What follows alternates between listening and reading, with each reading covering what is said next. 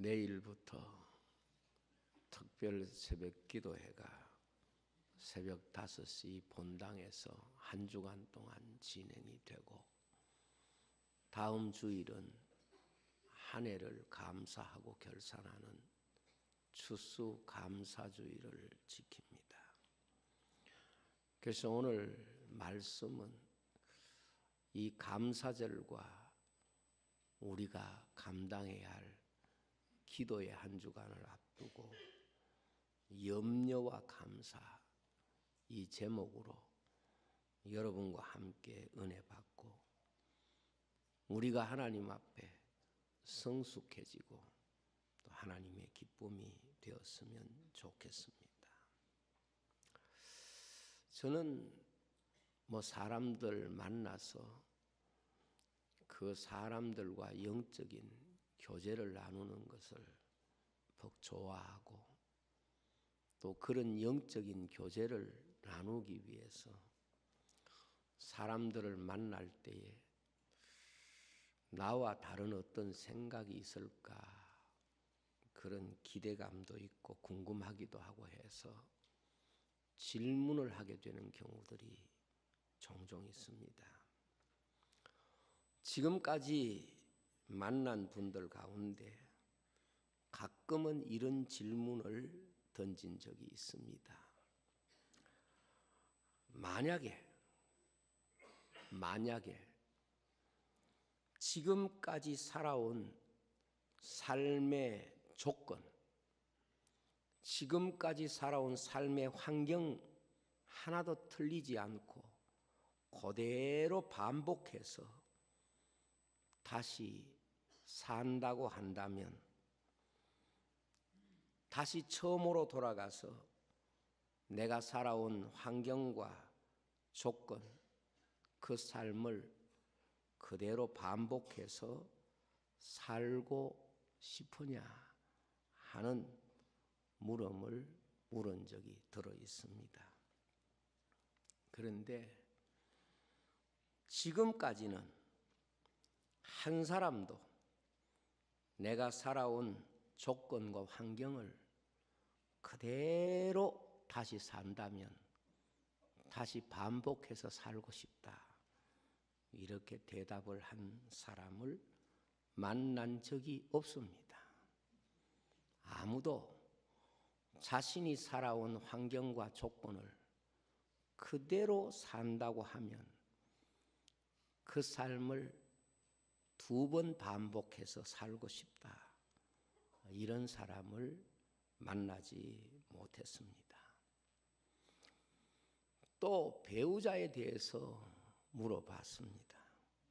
지금 살고 있는 남편 혹은 지금 살고 있는 아내와 같이 살라고 하면, 지금 내가 배우자를 선택하는 자리에 있다면 지금 배우자와 살고 싶으냐, 이렇게 물으면 대부분은 그렇게 살고 싶지 않다, 이렇게 대답을 하는 것을 들었습니다.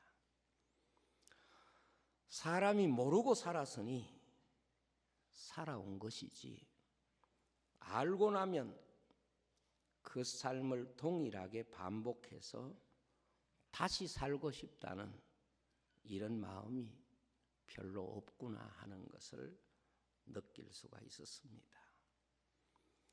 그 이유는 그 삶이 힘겨워서도 다시 살기 싫다는 의미도 있겠지만, 이미 내가 알고 있는 그 삶을 반복해서 사는 것이 별로 큰 의미가 없겠다 하는 생각들을 공통적으로 가지고 있다고 생각합니다. 저도 그렇게 생각을 해왔습니다. 그러나 요즘 제 스스로를 생각해 볼 때에 여기에 대해서 제 양심이 동의하지 않고 제 믿음이 여기에 전혀 동의하지 않구나 하는 것을 느꼈습니다. 똑같은 조건과 환경의 삶을 다시 반복해서 산다고 할지라도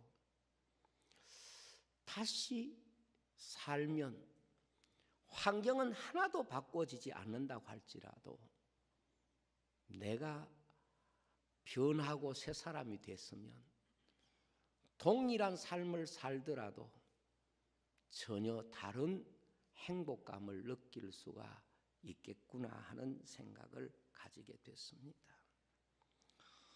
삶이라고 하는 것은 환경과 조건이 주는 행복감도 있겠지만 그러나 가만히 생각해 보면 환경과 조건이 주는 행복감은 제게 그렇게 큰 것이 아니었습니다. 대부분은 제 자신의 성숙도가 내 삶을 결정하는 가장 중요한 요소라는 것을 느끼게 됐습니다. 예를 들면은 우리가 좋은 악기를 산다고 해서 풍성한 음악을 즐길 수 있는 것은 아닙니다. 동일한 악기를 가지고 있어도 그 악기를 연주하는 사람이 실력이 향상되면 풍성한 음악은 좋은 악기에서 나오는 게 아니라 연주자에게서 나온다는 것을 느끼기 때문에 그렇습니다. 삶의 조건이 하나도 달라지지 않더라도 오히려 내 삶의 환경이 훨씬 더 살아온 삶보다 나쁘다고 할지라도 내 삶에서 내가 좀 더 깊이 생각하고 내가 좀 더 성숙하고 내가 좀 더 상대를 사랑할 수 있다면 그리고 내 삶에서 하나님 앞에 조금 더 내 믿음이 클 수 있다면 내 삶은 훨씬 더 행복하고 축복이 될 것이구나 그런 생각이 들었습니다. 오늘 우리가 이 세상을 살면서 우리는 너무도 환경과 조건 때문에 감사하려고 하기 때문에 그것에 감사의 진짜 답이 없기 때문에 우리는 환경과 조건을 아무리 쌓고 새로 가꾸어도 그 속에 있는 염려와 불안만 언제나 경험하지 그 속에서 진정한 감사를 경험할 수가 없는 것입니다. 프랭크 루퍼라고 하는 대단히 유명한 박사님이 계시는데 이분은 23년간이나 심한 관절염으로 침상을 벗어나지 못하고 누워서 생활을 했습니다. 여러분 23년이라는 세월은 사람의 생을 계산해 보면 얼마나 그 시간이 고통스럽고 힘든 시간인가를 능히 짐작할 수 있는 세월입니다. 그런데 이분은 23년간 그것도 가장 고통스러운 관절염을 앓으면서 침상에 살았지만 자신의 삶을 누구보다도 풍성히 살았던 위대한 믿음의 사람입니다. 그가 관절염으로 오랜 병상에 누워 있으면서 어느 날 이런 생각을 합니다. 나는 왜 이렇게 늘 아프고 늘 고통 속에 붙잡혀서 살아야 하나? 그 고통보다 더한 그의 마음 속의 고통은 그 고통이 주는 불안과 염려를 날마다 자기 마음에서 붙잡고 그 불안과 염려에 시달리면서 사는 자신의 모습이었습니다. 그가 어느 날 기도하면서 깨달은 것이 있습니다. 내가 관절염으로 누워서 일생을 산다는 것은 피할 수 있는 자리는 아니구나. 내가 피할 수 없는 자리라고 하면 지금부터 내가 이 자리에서 할 수 있는 최선의 삶이 뭘까? 이것을 생각하다가 지금부터 나는 이 자리에서 최선의 삶을 살리라. 내 몸은 비록 움직이지 못하지만 내가 누워있는 이 자리에서 펜을 들어 불신자들에게 전도의 편지를 보내면 나는 관절이 약해서 찾아가지는 못하지만 내가 보낸 편지는 그들에게 가서 그들의 영혼을 깨우고 그들의 영혼을 구원할 수 있는 아름다운 발이 될 수도 있겠다, 이런 생각을 한 것입니다. 그리고 나처럼 병상에 누워있는 환자들에게는 편지 쓰면 내 같은 사람이 쓰는 편지가 그들에게 큰 위로가 될 수가 있겠구나, 이렇게 생각을 합니다. 또 낙심한 사람들에게는 내가 보낸 편지를 받으면 누구나 자신의 낙심을 극복하고 용기를 얻을 수 있을 것이라고 생각하고 편지를 쓰기 시작합니다. 그는 병상에 누워서 여러 가지 어려움 가운데 있는 사람들의 주소와 이름을 모아가지고 그들에게 편지를 쓰기 시작했습니다. 그가 침대에 누워서 매년 1년 동안 14,000통의 편지를 쓰면서 그는 그 자신을 통하여 수많은 사람과 가정과 그 사회가 용기를 얻고 변화를 얻는 놀라운 역사를 경험하게 됩니다. 이 세상에 자기 발로 걸어다니면서 할 수 있는 어떤 사람보다 더 영향력을 가진 사람이 된 것입니다. 우리는 너무 환경에서 내 사명을 자꾸 찾으려고 하는 경우가 있습니다. 좋은 환경이 와야 내가 사명을 감당할 수 있겠다고 생각을 합니다. 그러나 이미 우리가 살아가는 모든 삶의 현실이 하나님이 내게 주신 가장 위대한 사명의 현장이라는 것을 발견할 때만이 사람은 자기의 삶에 감사할 수 있고 자기의 삶에 하나님께 영광을 돌릴 수 있는 답을 찾을 수가 있는 것입니다. 운동 경기에 대한 영상을 우리가 보게 될 때에 두 가지 운동 경기에 대한 영상을 보게 되는 목적이 있습니다. 하나는 결과를 알기 위해서 영상을 보는 것입니다.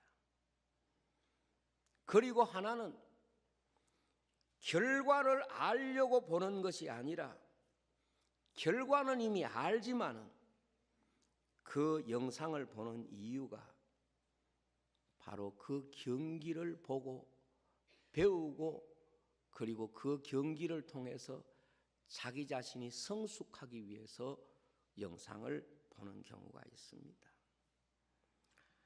결과를 모르고 보는 경기는 사실 경기에 관심이 있는 게 아닙니다.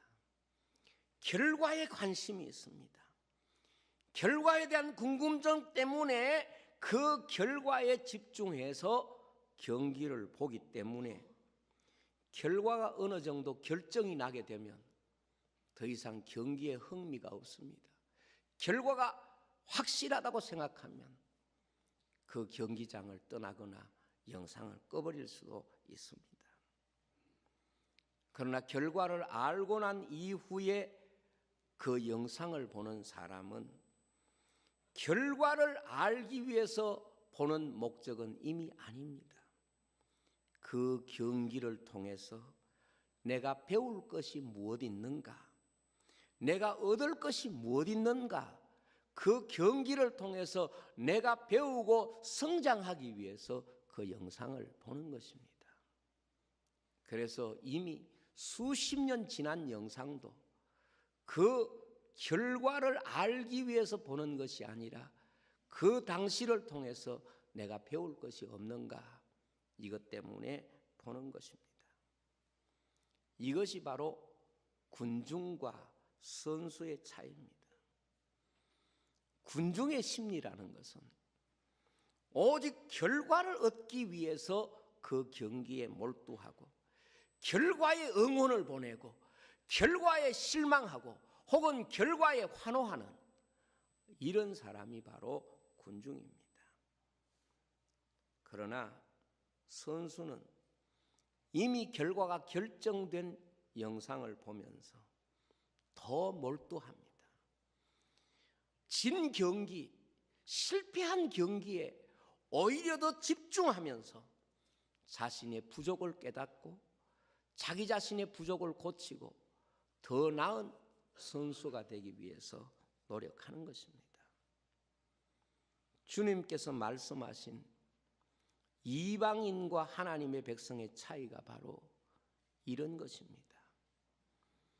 이방인의 삶의 특징 가운데 하나는 이 세상에 어떻게 살든 간에 성공했든 실패했든 다른 사람이 환호하든 조롱하든 간에 이방인의 삶에 갖는 공통점은 결과를 모르기 때문에, 그 결과를 알지 못하기 때문에 항상 염려하고 불안해하는 것입니다.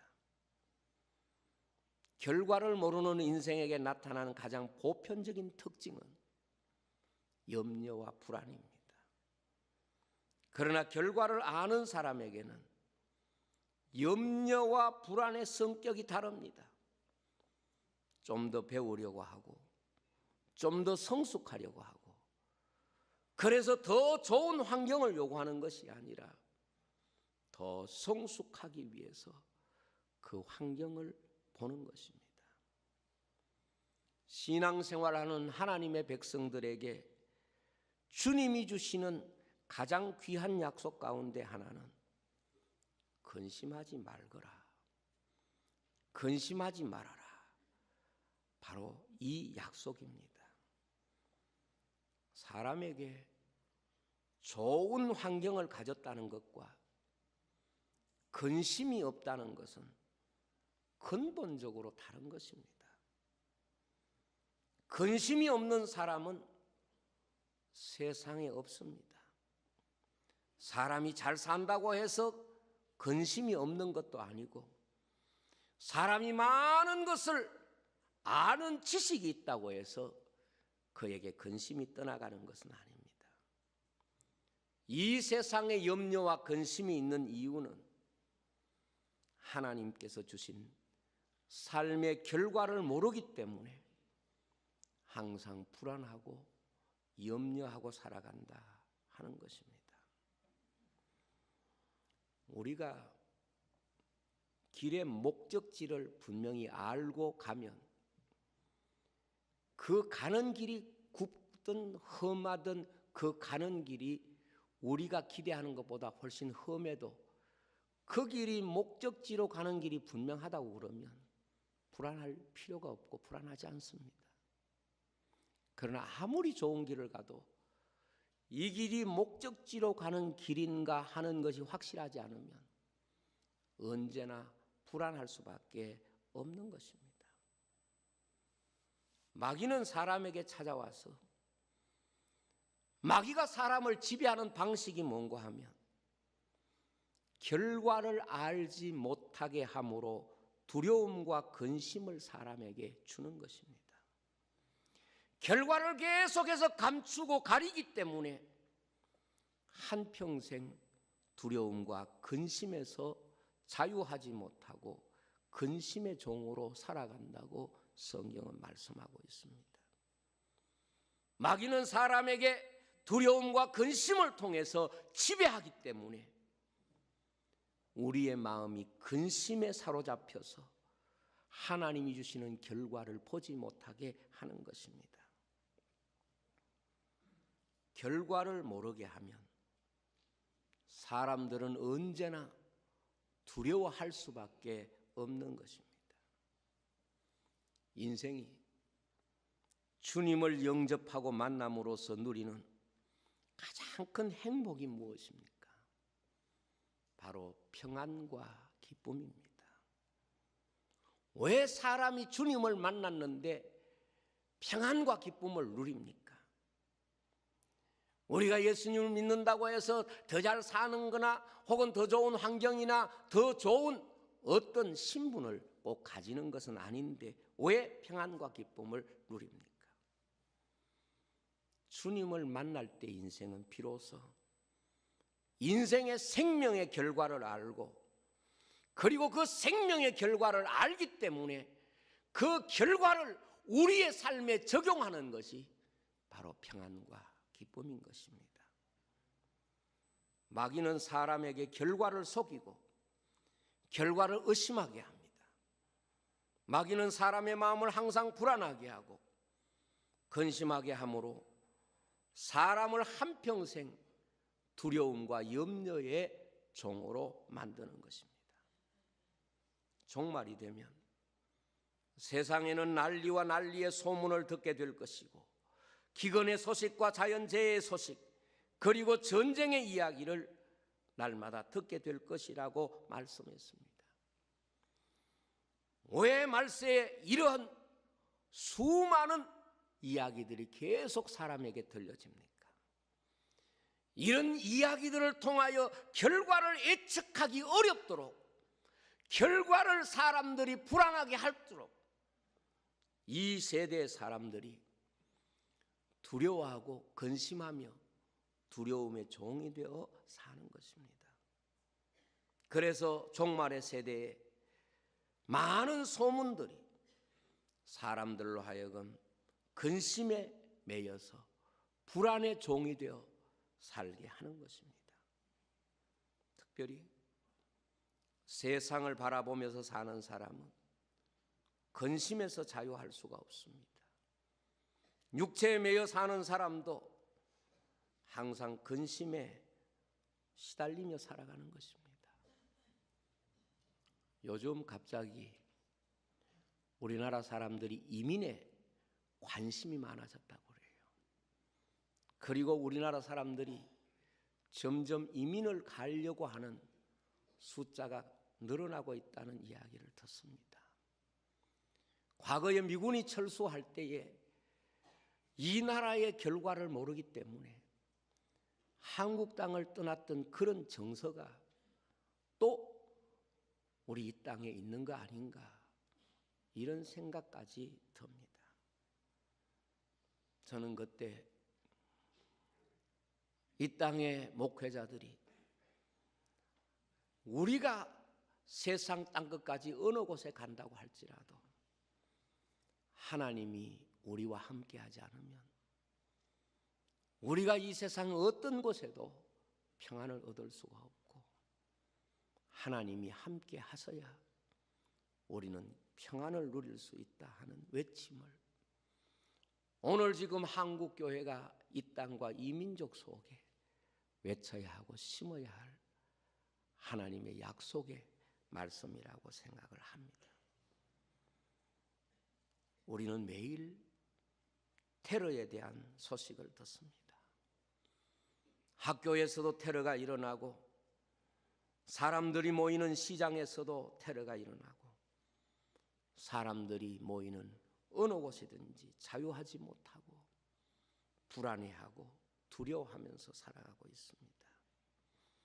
자연의 재해와 엄청난 피해를 날마다 들으면서 살아가고 있습니다. 그런데 주님은 우리에게 이렇게 말씀하십니다. 너희가 수많은 난리의 소문을 듣지만은 그러나 두려워하지 마라. 세상에 아무리 많은 소문으로 나라를 불안하게 하고 사람을 염려케 하더라도 너희는 하나님의 자녀가 아니냐, 너희는 이미 천국을 소유한 사람이 아니냐, 결과를 가지고 사는 사람인데 왜 세상의 문제를 가지고 염려하고 불안해하느냐. 그래서 예수 믿는 사람들에게, 그들에게 소망의 이유를 묻는 사람에게 대답할 말이 있게 하라. 이것이 믿음의 사람들이 가지고 있는 정체성입니다. 우리에게는 소망의 이유가 있는데, 우리의 삶의 마지막의 결과를 알고 있는데, 이 세상의 어떤 사람도 우리의 결과를 뺏어갈 수 없거나 우리의 결과를 뺏어갈 수 없고 우리의 어떤 것도 해칠 수가 없는데, 그 결과를 바꿀 수 없는데 왜 염려하고 두려워하느냐. 너희 아버지 하나님이 계시고 너희가 그 하나님 앞에 기도할 수 있는데 왜 불안해하고 왜 의심하느냐?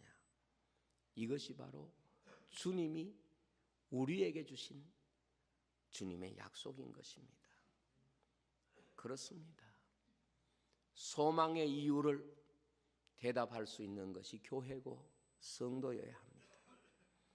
어떤 환경에도 어떤 사람도 우리의 결과를 바꿀 수 없고 우리의 소망을 바꿀 수 없고 뺏어갈 수가 없는 것입니다. 결과를 주장하시는 하나님 앞에 나오는 것, 그것이 바로 믿음이고 그것이 바로 기도입니다. 어떤 분이 제게 와서 그런 이야기를 했습니다. 목사님, 제가 살아온 세월을 가만히 뒤돌아보니까 성공하고 실패하고 내가 지금 무엇을 가지고 있고 하는 이것이 내 인생의 답이 아니었습니다. 나는 이 모든 것을 얻기 위해서 너무 많이 노력했고 이렇게 이런 것들을 이루기 위해서 내 삶을 살아왔는데 그런데 하나님께서 내 인생을 때로 힘들게 하고 어둡게 하고 또 내 인생에 염려와 걱정을 주시기도 했지만 지나놓고 나니까 하나님이 내게 주시는 내 삶을 통한 메시지가 딱 하나입니다. 그게 뭔가 하면 하나님이 내 인생을 책임지신다고 하는 이 믿음을 내 마음에 주신 겁니다. 이것이 그분이 제게 고백하는 대단히 중요한 신앙 고백인데 너무 마음에 깊은 공감이 됐습니다. 여러분, 하나님이 우리 삶을 책임지지 않으면 내가 가지고 있는 어떤 것으로 우리의 마음의 불안을 극복하겠습니까? 우리의 마음의 염려를 넘어설 수 있겠습니까? 우리가 이 세상을 살아가면서 이 세상에 있는 수많은 일들이 마치 꿈과 같은 것입니다. 성경에 보면 그 꿈 자체가 우리를 얼마나 불안하게 하고 꿈 자체가 우리에게 얼마나 두려움을 주는지 모릅니다. 그런데 꿈에서 깨고 나면 그 두려워했던 시간, 그 아파하고 힘들어했고 불안해했던 그 모든 정황은 아무것도 아닌 것입니다. 아무것도 아닌 겁니다. 세상은 꿈밖에 모르고 꿈 깬 상태를 모르는 상황을 말하는 것이고 오늘 우리는 이 세상을 살아가면서 꿈속에 살아가는 불안은 분명히 있지만 꿈을 깬 이후의 상황을 우리가 아는 것입니다. 성경에 이렇게 말합니다. 믿음의 삶을 이야기할 때에 해산의 여자와 같다는 거예요. 해산의 여자가 얼마나 불안하고 두렵겠습니까? 그러나 그 해산을 통하여 하나님 주신 내보다 더 귀한 생명을 얻는 결과를 알기 때문에 그 해산의 수고를 수용하는 것이고 그 해산의 수고를 기꺼이 받아들이는 것입니다. 우리의 감사는 우리가 가지고 있는 이 삶의 환경과 조건 때문에만 하는 게 아닙니다. 하나님이 내게 주신 결과를 붙잡고 오늘 우리의 삶을 해석하면 모든 것이 다 감사고 그 결과를 가지고 우리의 삶을 해석할 때 범사가 감사가 될 수 있을 것입니다. 그래서 하나님을 사랑하는 자, 그 뜻대로 부르심을 입은 자들에게는 모든 것이 합력하여 선이 되고 모든 것이 감사가 될 수 있을 줄로 믿습니다. 여러분, 오늘 우리 성도는 내가 이루어가는 어떤 삶의 결과를 바라보고 사는 사람이 아니라 하나님이 우리를 위하여 그 아들을 보내셔서 주신 그 구원의 은혜, 그 구원의 분명한 결과를 우리의 삶에 붙잡고 감사하면서 살기 때문에 오늘때로 어렵고 오늘때로 힘들고 오늘때로 우리가 여러 가지 아픔이 있다고 하더라도 그 결과가 주는 진정한 평안을 누리면서 살게 될 줄로 믿습니다. 전에 어떤 목사님이 저희 교회에 와서 설교하시면서 그런 이야기를 하셨어요. 이 목사님에게 콩팥에 돌이 생겼습니다. 이걸 신장결석이라 그럽니다. 이 신장결석이 얼마나 아픈고 하면 여자들 애 낳을 때보다 좀 더 아프다고 그래요. 이게 정말 아플 때는 몰핀이 가도 이 고통이 잘 없어지지 않는다고 그래요.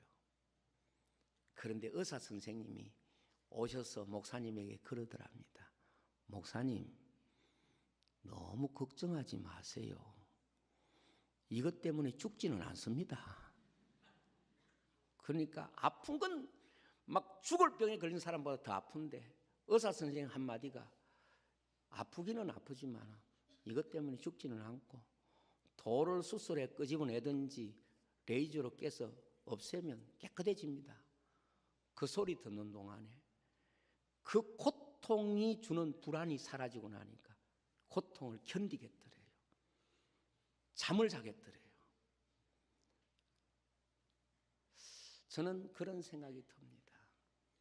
오늘 사람들이 하나님 주신 우리 생애 구원의 결과를 의심하기 때문에 늘 이 세상에 집착하고 이 세상 것을 붙잡고 대신하려고 하기 때문에 불안이 오는 거예요. 우리가 정말 하나님의 은혜를 믿고 그 영광의 부활을 생각한다면 오늘 십자가는 견딜 수 있는 거예요. 십자가는 칠 수 있는 거예요. 오늘 우리가 이 땅을 살면서 왜 염려가 있느냐? 우리의 삶의 결과를 제외시켜 놓고 사니까 염려가 있는 거예요. 그 결과를 우리의 삶에 붙잡고 살면 오늘 염려까지도 감사할 수 있게 될 줄로 믿습니다. 기도하겠습니다.